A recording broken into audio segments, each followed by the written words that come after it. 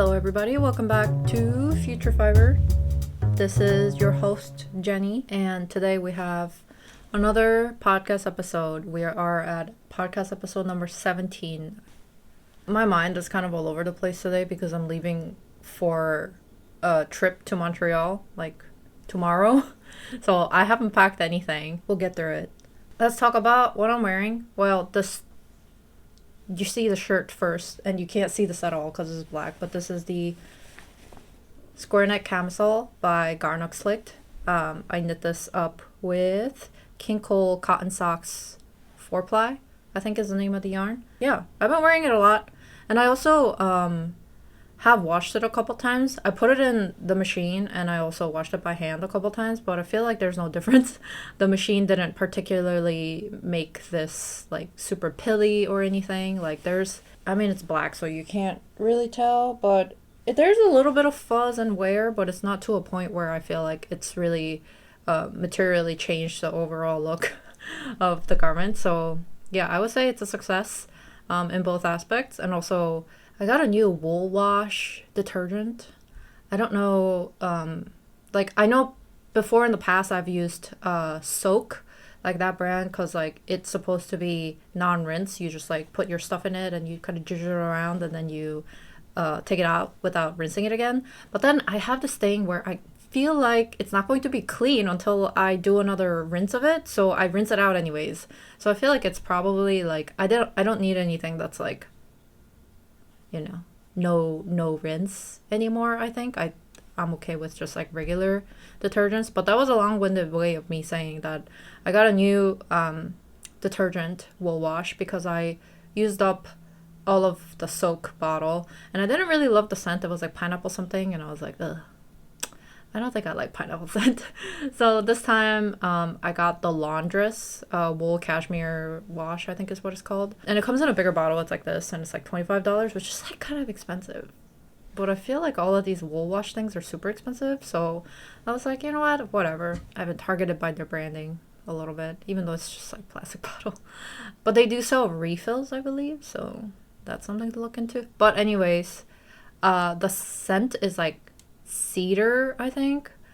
So it's not as like sugary. I don't mind like floral scents, but I don't like it when it's like super sweet smelling. So I thought this would be a better option. But then I also don't like things that are like sandalwood. Like I don't love sandalwood. I don't like santal. Like, you know, Le Labo, they have a perfume, like the santal like perfume.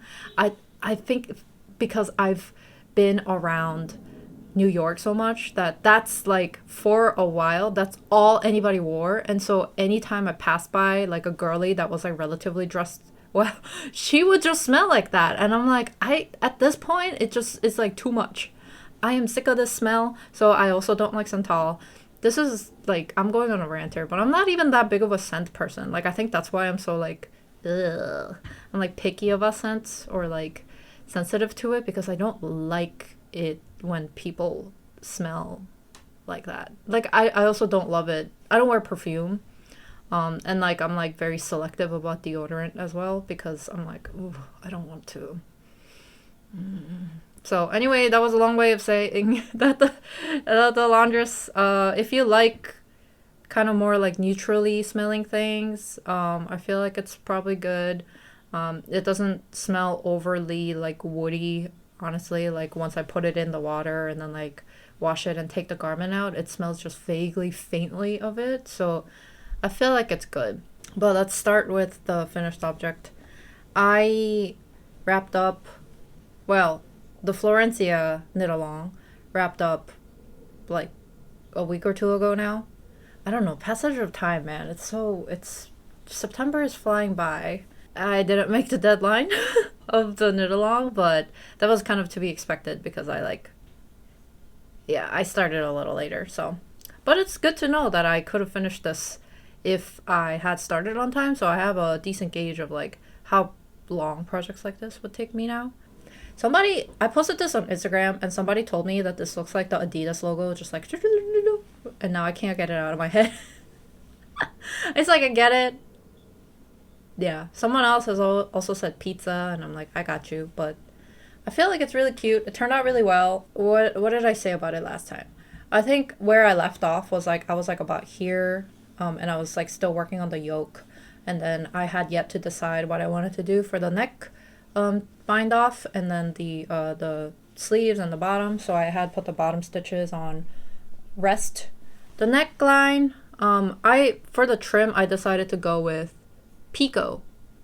You can see that the top is folded over picot, and then before I went in to do the picot stitches, I did a row of focus.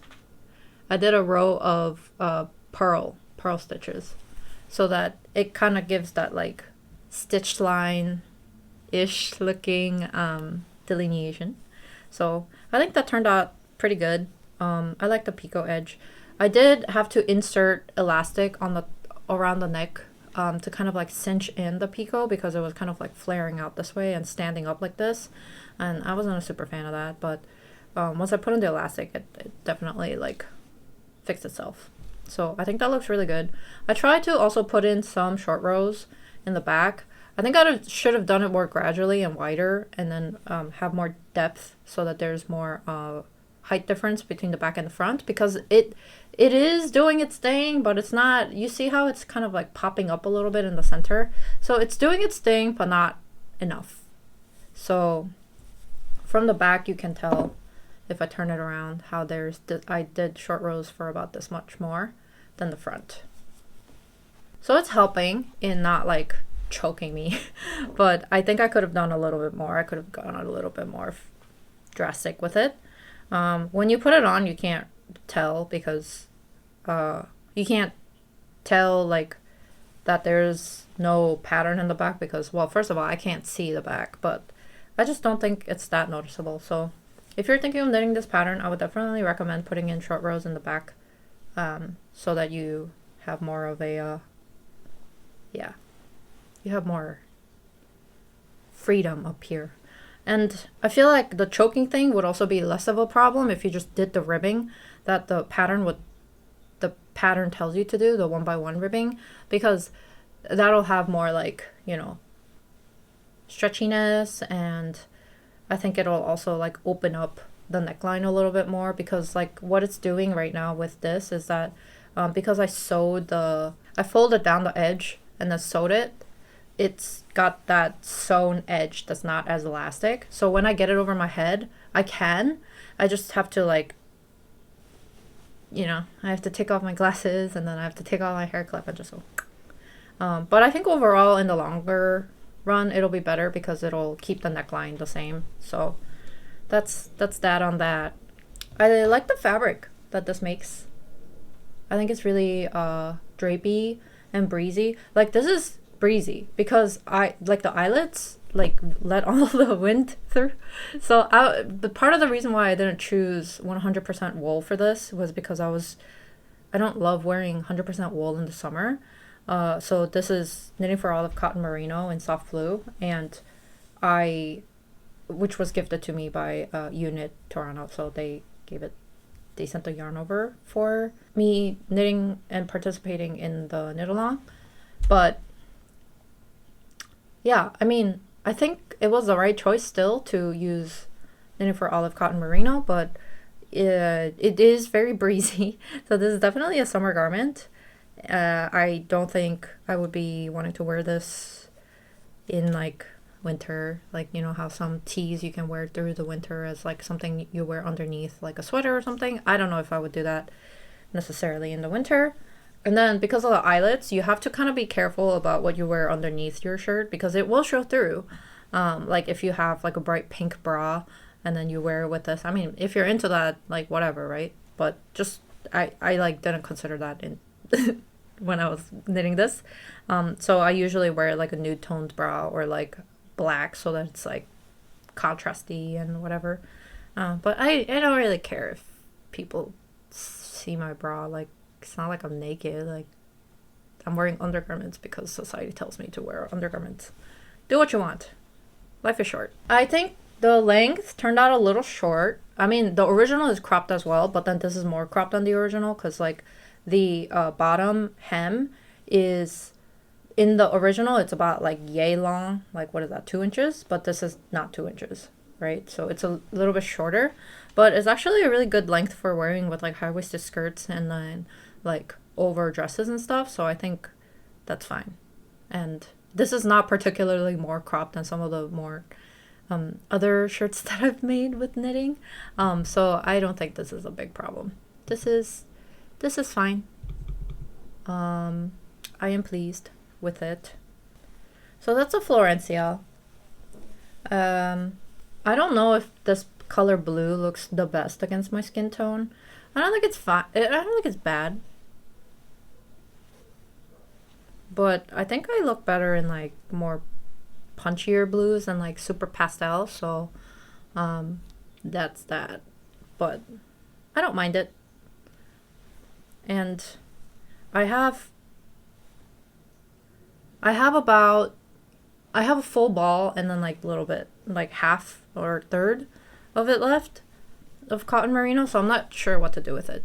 So if you have any suggestions for projects that are that small, let me know. I guess I could make a little scarf. I think that's pretty much it. One thing about like bottom up raglans, I don't know if this is my favorite construction method because like I didn't love like sewing up the holes that were on the bottom, like from the sleeve and the shirt, or yeah, the body. Like grafting those stitches. I don't know. I thought I knew how to Kitchener stitch, but I did something wrong. Like, cause every time I did it, it ended up having like this like purl ridge. So I think I just did the Kitchener inside out. But then I'm too lazy to undo it, and nobody's gonna see this, so that's okay. But then I don't love sewing in and weaving in ends in general. So that was just, I'm like, oh, that feels like another like fiddly thing that I had to do, and I didn't love doing it. But I think, like, does anyone know like what the merit of doing a bottom up raglan versus like a top down raglan is? Because I feel like the construction method, like this could have been done like top down, maybe I'm making that up. I don't know. Somebody who's wiser, please chime in on what the benefits are. But this was a fun challenge for me to do. I realized that it takes me quite a couple rows of doing the chart repeat for me to understand and remember like lace. This isn't like the most complicated, but I was still kind of finding myself like, oh, by the end. So it could be it's not too hard, right? So if you want a lace challenge and you'd like a triangle lace, I would recommend this pattern. I would buy it as a PDF rather than buying the magazine, the Lino magazine, because I am like, I don't know, I feel really illiterate when the words are on the paper. I don't know what it is. Like sometimes recently I've been reading patterns and I'm like, am I dumb? Am I illiterate? Why can't I understand these words? So it's not just like a particular pattern designer either. It's just like all of them. So I don't know what's going on. But that was a Florencia. And the rest is work, like existing works in progress. So I guess we'll go in the order of like existing, and then we'll talk about the new cast ons. Okay, so the first thing I want to show you, this one, the gods have come over me and I've made a lot of progress. And this is the, oh no, please hold. This is the Olympe cardigan, or sweater vest. Wow, it looks like a mess right now. It's because I'm doing the button band right now, and it's on a very scrunchy little needle cord, so it looks like poo-poo, but I basically have finished the body. The main knitting sections I'm done with, so I'm doing the trim right now. I've done the bottom ribbing this way. Oh, look at all those loose ends, baby. But I've done the bottom ribbing here, and now I'm working on the button band, which you can see here. And I got the little buttonholes. So let's talk about this. I feel like the body, definitely the body was a struggle. Once I got past the halfway mark, I was like, and it was kind of difficult for me to continue to find the motivation to work on it because garter is not that interesting. But the color switches, like, once I found some colors that I put together that I really liked, I think that kind of kept me going. So I was able to finish the body like relatively quickly once I like hunkered down and like started working on it. So let me show you some of my favorite color combinations. So I like this color here. Yeah, so this is navy held together with some navy yarn held together with it's Noro Kakigori in Akashi, the one that I used to make my square tee with. I held it together and it made this like marled like kind of effect, which I really like. I think purple or pink with blue is always a really good combination. Like it's very punchy and very cool tone, and I think overall like those two colors kind of look good on me. So I have a natural bias towards those colors. But and then the next thing that I really like is like the yellow and the blue together, you know, like complementary colors and all of that. So I think that looks really good. And I was able to use up a lot of yarn scraps like in full while doing this, so I think that's also a plus.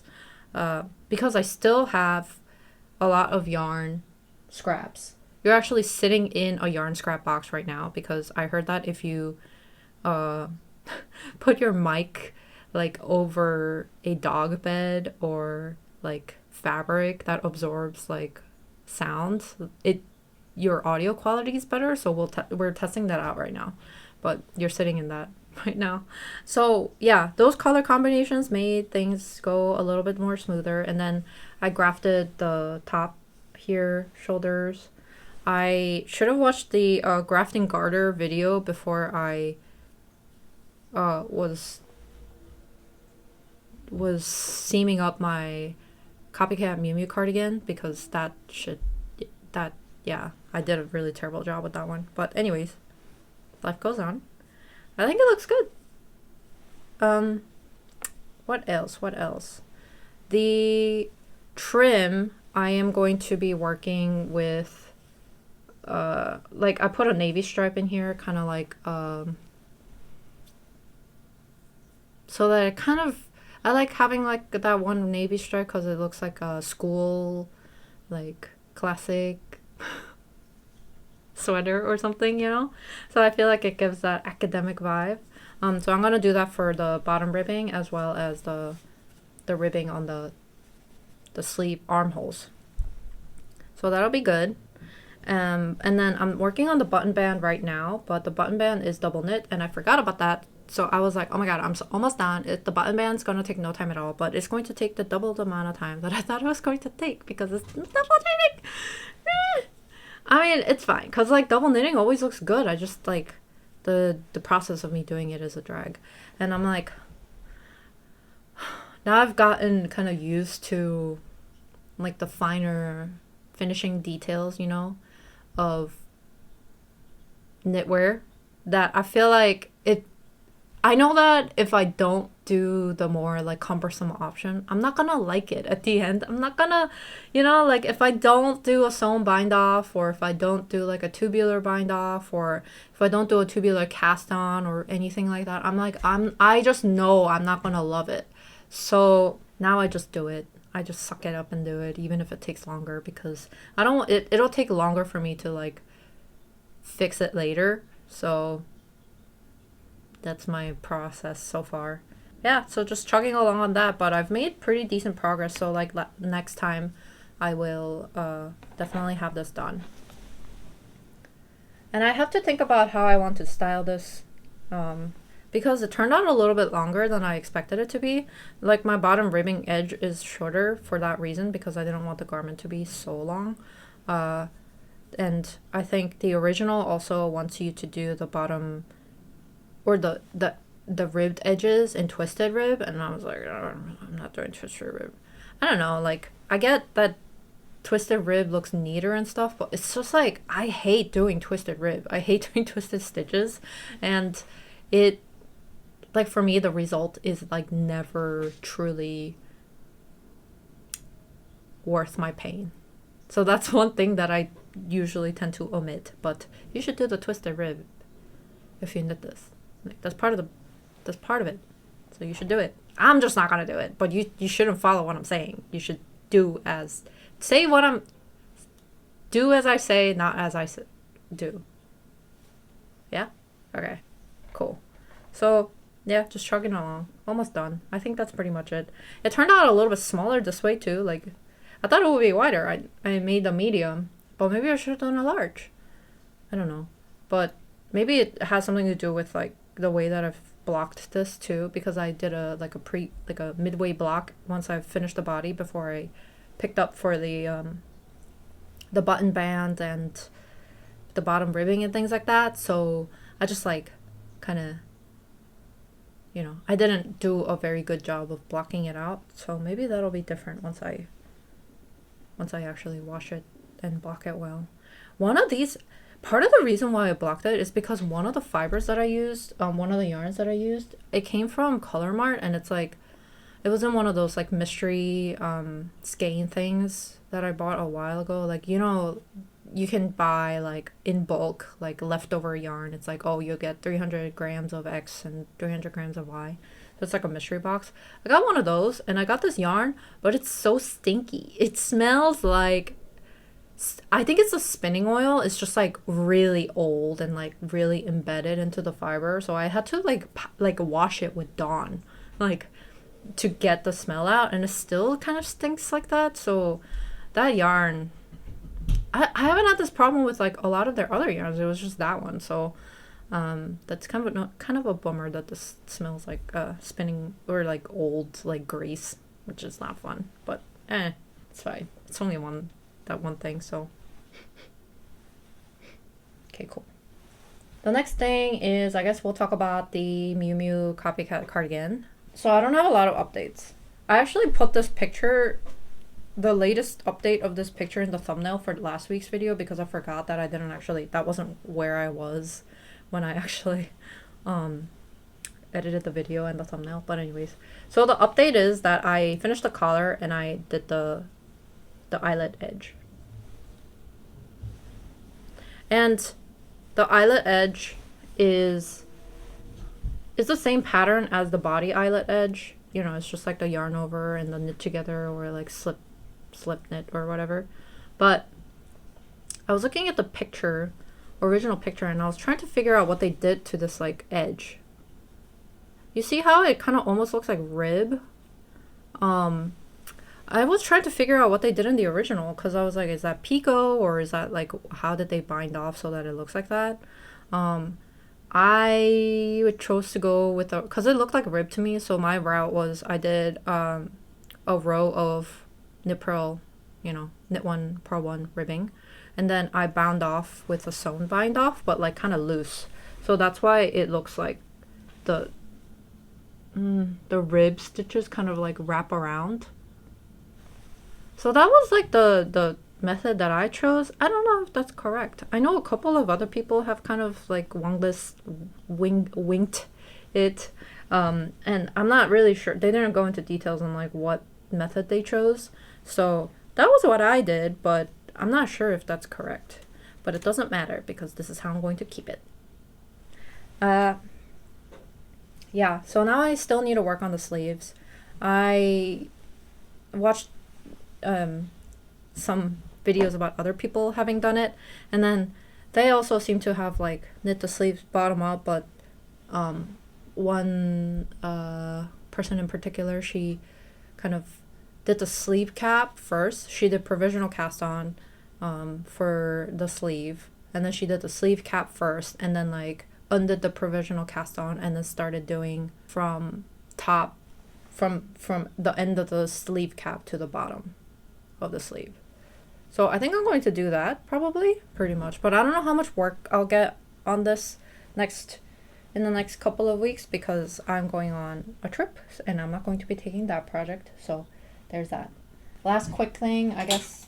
Do I that's two things that I want to update on is the Beyond Basic sweatshirt. I mean, it looks like there's been no progress, but there is a little bit of progress. I'm just working on the body stockinette, so maybe I'll show this once I've done the body, finished the body, so that like you'll have more to look at.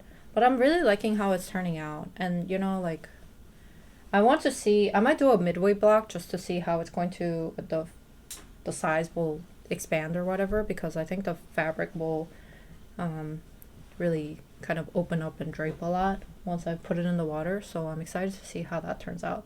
But yeah, Beyond Basic sweatshirt, excited. I didn't think it was going to take this long, honestly, because it's some fairly big needles, and I don't know what it is, but I think I knit faster when it's on smaller needles. So maybe like the speed at which I knit these garments kind of balances each other out. You know what I mean? Okay. So, and then the next thing that I want to talk about is this weekend hat by petiteknit, and this is knit up in Cascade 220 Sport Superwash in Pale Lavender. I really like this color, and I've worked the first fold, so I need to work on the second fold like this, and yeah, just gonna keep going. Just rib, one by one rib. But the method that the pattern tells you to use to get this like natural fold in the hat, I think it's like really interesting, because I don't think I've never thought of using this technique in that way. So I'm like, how do you come up with this? Like, I guess that's what a pattern designer is, like you just come up with this. So yeah, I think I was supposed to talk about my new cast on. I really thought I had more, but I think I only have one. I was exercising restraint, I suppose, or as much as I can restrain myself. So this is my latest cast on. Can you even tell what this is? Oh, I'm holding it upside down, so that's why you can't tell what it is. But it's a cardigan. Okay, well, I joined the yoke, and so that's what's going on here. This is the front bit, like this, and this is the Summer Sea cardigan, or 여름바다 cardigan by Bosong knit, and she's a Korean designer.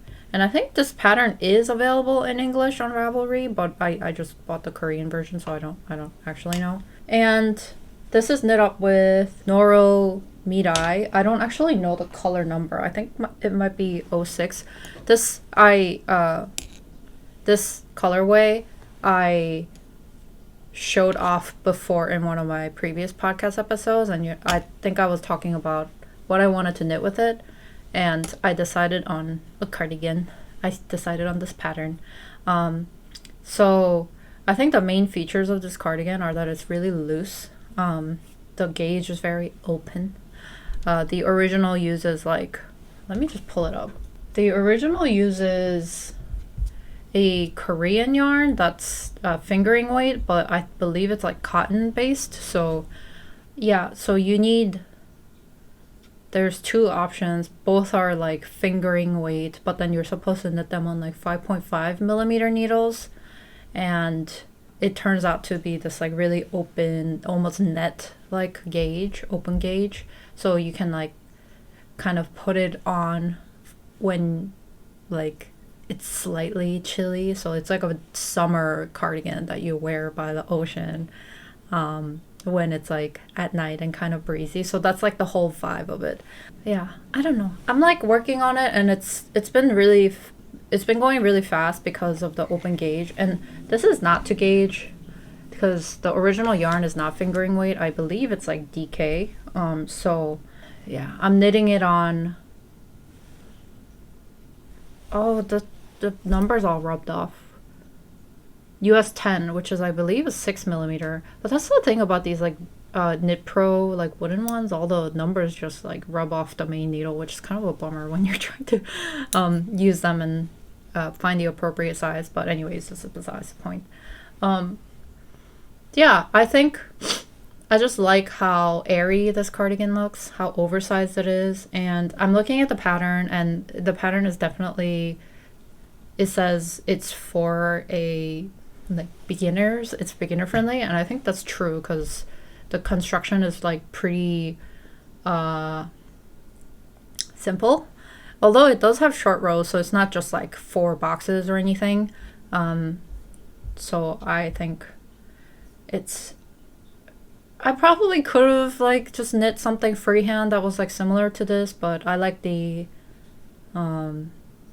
additional hand holding that this buying this pattern gives. So this designer actually has another cardigan that's a little bit more in line with what I was thinking about. I don't remember what that one's called. Let's see.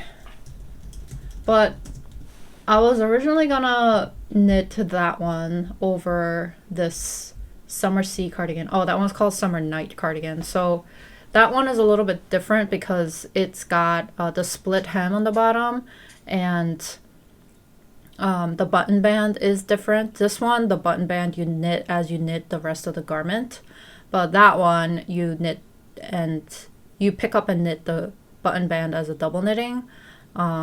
And then the sleeves aren't balloon sleeves. Like this one, you kind of have to gather in the sleeves at the end, which I'm not really sure if I'm going to do or if I'm going to leave it straight. But in the Summer Night Cardigan, the sleeves are kind of just like straight down. I think I'm going to try and copy the split hem design detail from the Summer Night Cardigan on this cardigan, because I think that was like the main thing that I liked about the Summer Night Cardigan. This one is the Summer Sea Cardigan, which is what I'm knitting right now, has more, it is a V, but it's a shallower V like this. So it almost looks like it's like a crew necky, not really, but it's like a wide up here, but then like it's kind of shallow. So I think I prefer that over like a deeper V like the Summer Night Cardigan, which is why I chose this one. Yeah, and I don't know, it feels very drapey, kind of feminine because of how, I think, well, one, because of the balloon sleeves, but because of how oversized it is. So I'm hoping it'll turn out kind of like how in the pictures the model is wearing a size small and then also a size large. I think this will turn out more like a size large because it's like off gauge and off gauge. So I think that's like the main thing. So excited to work on this. It's been going super fast. Like I've only cast this on like 2 days ago or something like that. 2-3 days ago, and it's been growing really steadily. So maybe I'll probably take this to the trip and see if I can get a decent amount of progress on this. So we'll have that to look forward to. But about the Noro Mirai, it's very thick and thin. But I think the fiber, it's pretty similar to how the Noro Kakigori feels, but this one, well, Kakigori is thinner, this is thicker than that, but this one feels a little bit more like less woolly. I don't think this has wool in it, so maybe it feels more cottony because of that. Yeah, so this is cotton silk viscose polyamide. So this doesn't feel like the fibers are sticking together. So it feels more summery and more like, this almost feels like I don't know how to describe it, like a chain almost of stitches and fibers rather than like the stitches sticking to itself. So I think I almost prefer the feeling of this over Kakigori. But I like the colors of Kakigori better. So, yeah, anyway, that's something to note. It's turning out, the gradient is turning out really cute. Like, we have this purple here, and then the green, pink over here. We'll see how it looks. You can't really tell where the button band is, I feel like. I debated if I wanted to keep the button band detail in the original pattern in my version or not, or if I would just wanted to knit a stockinette, because like where the buttons are, you basically do a crochet border and then you do like little loops so that you can use like little tiny buttons for the button band. So this button band is purely decorative at this point. So it doesn't serve any function. So I was wondering if I wanted to, you know, even omit this. But I think I don't know. First of all, you can't really tell that it's there. And second of all, I feel like visually, like, I don't know, adds a little bit of interest, I guess. So that's that. Going to try, so I have knit the yoke, and at that point I'm almost done with the one ball, and I have 2 balls left. So I guess we'll see. I think I'm going to still get a decent size out of this. I'm really hoping that I don't have to buy a 4th ball. I think I could just like squeak it out with the 3 balls, but to be determined. And I think this is discontinued, so I probably won't even be able to get a 3rd ball if I wanted. So that's that. But that's the Summer Sea Cardigan by Bosong Knit. I have some yarn acquisition, but I'm not gonna show them in this video because they're for gifts, Christmas gifts. And I think it'll be better if I present all of them in a separate video. And I also am planning on getting some Christmas gift yarn, hopefully in Montreal, if I can go pop by one of those. So I'll have that to show together with like the gift yarn acquisition that I got. But I do have some books, knitting books, that I want to show you. I'm not really big on buying physical books anymore because I read a lot on like my phone, or I have an e-reader that I use. So I usually read ebooks or listen to audiobooks. But for knitting, I thought it would be good to have some like physical things that I can look at, and I don't have to constantly rely on like YouTube. So not that YouTube is bad. YouTube is a source of all knowledge, but I thought it would be nice for me to have some books in my arsenal that are just beyond like a Stitch dictionary. So I think the first thing I guess I'll show you is Vogue knitting. So I bought all of these secondhand on I think thrift books. They have a bunch of like older used books. So I thought that would be a better way for me to go, because I'm going to like kind of beat these up. So I'm not too concerned about it being in like pristine, perfect condition. So since I plan to use it. So the first thing is like Vogue knitting. This is the ultimate knitting book. So this is the one that has like the different techniques and like all of that good stuff. And I don't know, I've heard good things about it. I was between this and like Elizabeth Zimmerman's Knitting Without Tears. But I landed on this one, and I think I made the right choice for now. I might still buy the other book. But this is the latest edition, I believe, that came out. And it's just like a good index of techniques and stuff to have. This is like, I guess, pretty as complete as you can get with the techniques and stuff.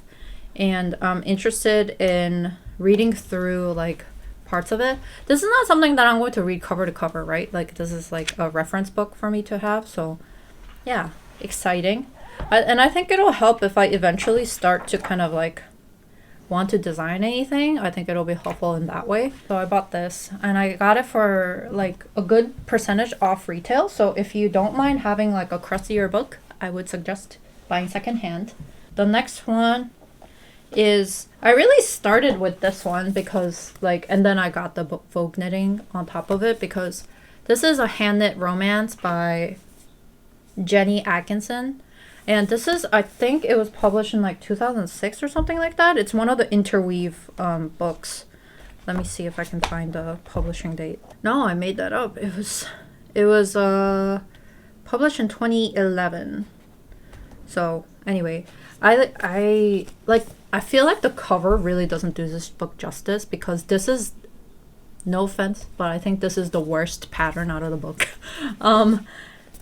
Like, I got this because it has a lot of like very vintage and retro inspired patterns that I think are super cute. And what really kind of prompted me to buy it was, let me see if I can find it in here. There's two things, but the first thing is this one. You see that? This is the lace edged camisole. And it says that it was inspired by like woolen knitted underwear. The vest is taken from a magazine of 1940s with this pretty lace edging and ribbed base to inspire my version. And I really like, I'll throw up some extra pictures, but I really love how the yoke, like this part of the lace looks on the camisole. And I don't even know how I found this. I definitely found this on Ravelry, and I went down like a rabbit hole trying to look for it. I haven't knit up or like attempted to really knit this up yet, so I can't attest to the quality of the pattern or anything, but I just really like that pattern, so I decided to buy this book. And it wasn't that expensive because, once again, this is secondhand, and I don't know if this is out of print, but yeah, I think it's nice to have something physical. I do feel very illiterate whenever I look at physical books, as I said before, but yeah, I'll get over it. So that's one. But there's a bunch of like really other good patterns that I feel like are pretty classic and timeless. Like these are vintage romance inspired, and it feels kind of like very, do you remember when like around like, yeah, 2010s, like Anna Sui, and then like we had like this like almost Victorian / Edwardian revival. Do you remember that? Was that an America thing? But I feel like this really suits that like era of some of the patterns feel like it's from that era, but then I feel like a lot of it could be modernized and worn and styled in a different way. And I constantly kind of oscillate personally stylistically with like wearing like this, like just, I don't know, coastal grandma stuff, but then also like I really like some feminine details on some of my clothes, so I am constantly trying to go between the two lines. Anyways, that was a long-winded way of me saying that I really like this pattern too. That's a wrap cardigan, and it says, yeah, wrap over cardigan, and it's inspired by the Spencer jackets of the 18th century worn over the Empire line dresses, like this. And I also wanted to like, I haven't really dabbled deeply into historical knitting or historical garment wear, because like there's like a lot to make, and you gotta really, I think you gotta, obviously you start somewhere, but then I feel like the hurdle to entry is kind of high. I've actually made a reproduction of, in the 2005 Pride and Prejudice, when Lizzie goes to Pemberley, like that dress, the striped dress. I have a replica of it because I made it over the pandemic, but it's like a wearable version, so it's got all the details, but it's shorter, so it's like midi length, but versus like floor length. But I haven't worn it because I gained some weight and it doesn't fit anymore, so I have to alter it. But what was I saying? Yeah, so I really like historical influences in dresses like that, or just clothes, garments. So I think some of these would be cool. And you know that one jacket that the Spencer, or is it a Police? No, Police is a dress. Well, I think it's a Spencer. The Spencer from Emma, the 2018-19 version of Emma with Anya Taylor-Joy, the pink one. I feel like if you made that into a cardigan with like the different baubles and like loops as like stitch patterns, I feel like that could also look really cool. And I know I'm forgetting the name of that one designer, but is it Refined Knitwear? No, I'm going to search it up and find it here. But like, she also, Fable Knitwear. She also has a lot of like historical inspired stuff, so I do want to dabble in like touching some of that as well down the line. But yeah, excited for this book because I think the cover really doesn't do it justice. I would take a look on Ravelry if you're interested and see what the patterns included are, and see if you're interested in any of them. I think the last one that I want to show from here that I'm really interested in is Oh yeah, there's stockings in here too, lace stockings, which is amazing. God. Okay, well there's more than 3, but this is the last thing that I'll show you. It's the sailor collar blouse, and it looks very like 1920s. Like the fit of it is just like 1920s, and even the way that it's styled in the photo is very 1920s. It's got, the front is, I believe, in one piece, but if I made this, I would cut it down the middle and do it as a cardigan. And also I would make the sleeves longer, because the sleeves are just like kind of like short 3/4 dolman sleeves, but I would make them longer so that it would cover like to like cover the top of my hand here.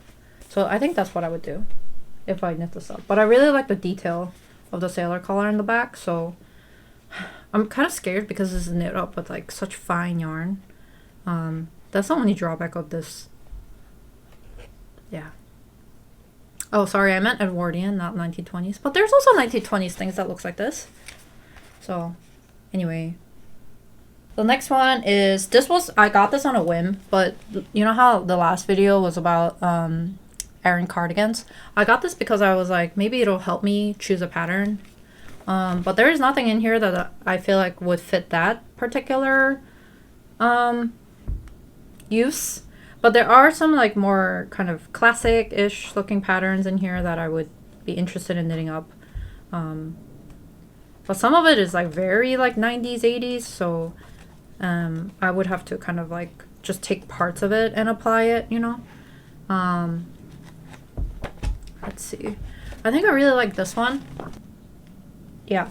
It's called Wall Street Cables. It's giving like, it is kind of giving like American Psycho, you know? Because Wall Street. And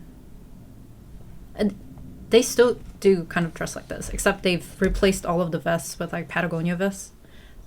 You can see when you're in New York and you're near any sort of bar that's like close to downtown, like financial district, that's all you're gonna see. These guys just rolling up. Anyways, so I like that one. And I also like this one, Tennis for Two. I don't know if I can, oh, here we go. Here's a picture. I think this one like looks very classic. I think Knitting for Olive has like a cable cardigan that's like got the similar stripes, V-neck stripes. I think they call it the Eaton sweater or something. This was not that expensive. This was like $4 or $3 American USD. So not a big loss if I don't knit anything from it, but I just like to have some charts and stuff that I could reference, so I got that. And then the last thing is based on the video from last time. I did actually end up getting the Rowan magazine number 60. So this one, Rowan 60. This one is the one that has Cupcake, the cable Aran cardigan that I mentioned in the Aran cardigan video. And it's got some other patterns. So I like took another look at this after I released that video, and I think there's some patterns in here that I could still apply to like other things, you know. So I decided to get it, and I got this secondhand as well on eBay. So this was not as expensive as I thought it would be. So I would say that's a win. But you know, this was released in 2016. I guess people were still really into like tight sleeves then. So a lot of the patterns have really like tight sleeves and slim bodies, which I don't love. But I think there's some like patterns in here that I could apply. At least like the color work charts and stuff. I think I could apply that to some of my other knitting. So there's this one pattern in particular, other than Cupcake, that I thought I could knit. Let me see if I can find the page. Where's the page numbers? Yeah. This one. what is this called? The Heart Twist Sweater. And it's knitted up with felted twid Aran. And it's a pattern by Lisa Richardson. This kind of reminds me of that Ozetta pattern. What is it called? The Seaway sweater or something like that. Where it has like the subtle cables. But this one is like an actual, you know, diamond pattern, trellis pattern cable. But that one's like a slightly implied cables. So it's a little different, but it's got a similar feeling, I feel like. But I would do the neck differently because this is like very of the times, like 2016, like the thick, like oversized cowl, almost cowl looking turtleneck, fold over neck. Not really my favorite. So I would probably do it a little bit tighter around the neck, or I would do it as a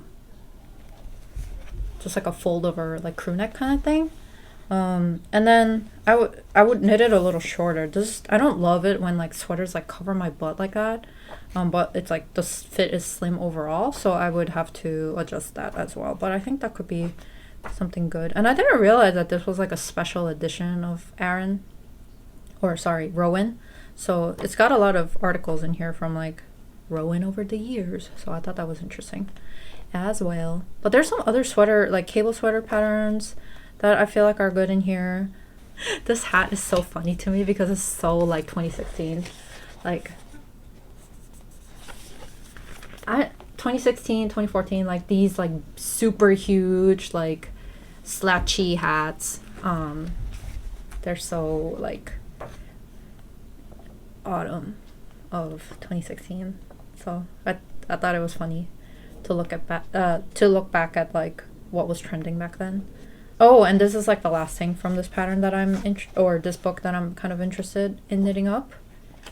And it's a men's pattern. Oh my god, is that the only... Yeah. This one? It's called Biscotti.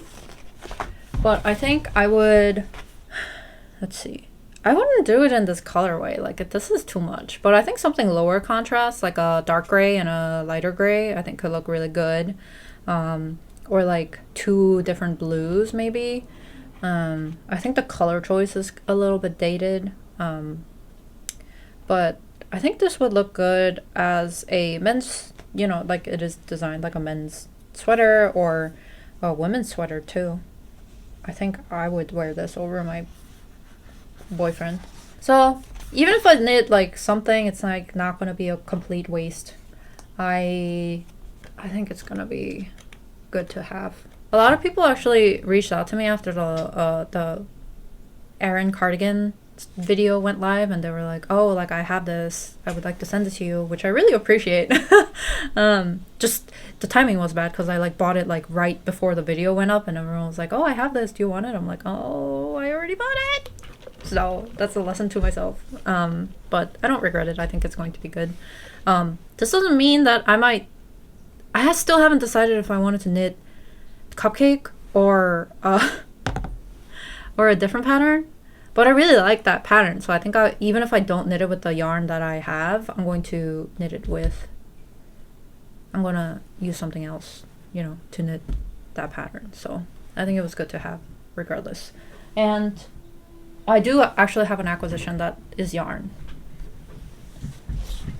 I'm like, you know, in the last quarter of this year, I'm like just going to go off of vibes and say, as long as I am using I'm using the new acquisition to finish up or use whatever is existing, I'm going to give myself a pass. Like, I've done pretty well this year.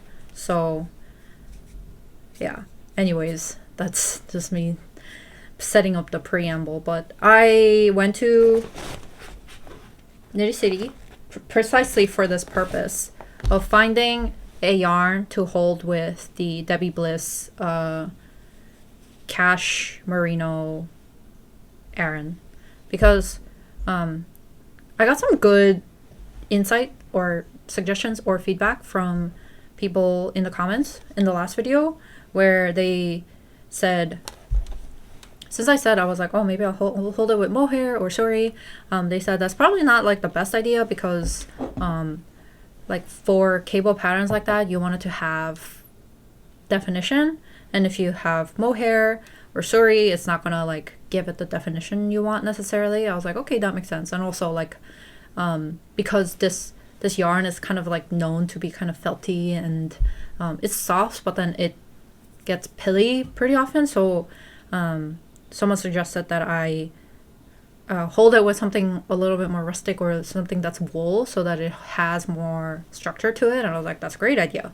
So I went to Knitted City, and I was like, their selection, I was hoping they would have a little bit more of like the rustic yarns, but I don't know. I had to make a choice between like using a sock yarn or like a more like traditional hardy yarn. They did have like Icelandic wool, you know, so like Plotolopi and I forget what the other one that I was looking at was like. It was still like Alafas. It was twisted, but it was like a fingering weight yarn. I thought about using that one to hold it with, but they didn't have the colors that I wanted that will match this. And also this is really, really soft. Like against my skin, there's like no irritation or whatsoever. So I didn't want to lose that completely.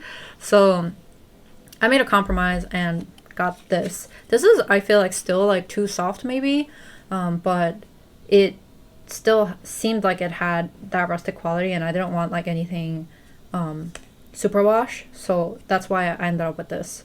And this is, what is this? Woolstock Light Fingering yarn by Blue Sky Fibers. And this is 100% fine Highland wool. And it's in the colorway Gray Harbor. This is a little bit thicker than I wanted, honestly. It is fingering weight, but the recommended needle size is 3.25 to 3.75. I think I'm going to disregard that as I hold it. So I'll have to just like swatch it and see what happens. But this is not exactly the same color. I don't know if you can tell. Oh, that's not doing the thing at all. Anyways, all right, well, this Debbie Bliss yarn is kind of like, it's got a green tinge to it. It's like neutral gray with a slight green tinge. So it almost like looks like very washed out mint. But this is gray, so, but it's heather. So I feel like when you put it together, it looks really good, or like sufficient. So it'll give it a slight marled effect, I think, once I do the thing, you know? I don't know if you can see that. I also didn't wind this up. I should have done that. But I don't know if you can tell. Alright, that's not gonna zoom in. But yeah, I don't know. I have faith. I feel like it'll work. My only concern is that they didn't have... I wanted to buy 4 skeins of this. They only had 3, so I just picked up 3, but I might have to buy another skein. Because each skein is like 250 yards or something like that. I wanted to have 1,000 just so that I got my booty covered, but we will see what happens. I don't think the dye lot is going to matter super much, so I don't know. We'll see. We'll see what happens. I'm just like not really that picky about like color match and all of that stuff, so I feel like it'll be fine. It'll turn out okay. So I'm going to start swatching that, and maybe like in the next couple of weeks I can cast that bad boy on. I'm going to clear the needles a little bit with the Olympe sweater, and I'm going to attempt to finish this summer Sea Cardigan off relatively quickly, and that should give me 2 extra... I shouldn't be casting on 2 more like large projects, but it's like I just want to be knitting like more woolly, larger things, and I'm not doing anything that's like DK weight this year so far in my plans. So we'll see how the next couple of months kind of shake out, but that's it. This was a long one. I really thought I was going to not have that much to talk about, but I guess I just kept rambling. So hope you enjoyed this extra long episode. Leave them down below if you have any comments. If you're like, Jenny, you made the wrong freaking choice with your yarn, leave them down. I won't get offended. more excuse for me to buy yarn. No. I'm gonna just knit whatever I want, but I will appreciate your comments regardless. Okay, I gotta go. See you guys later. Bye.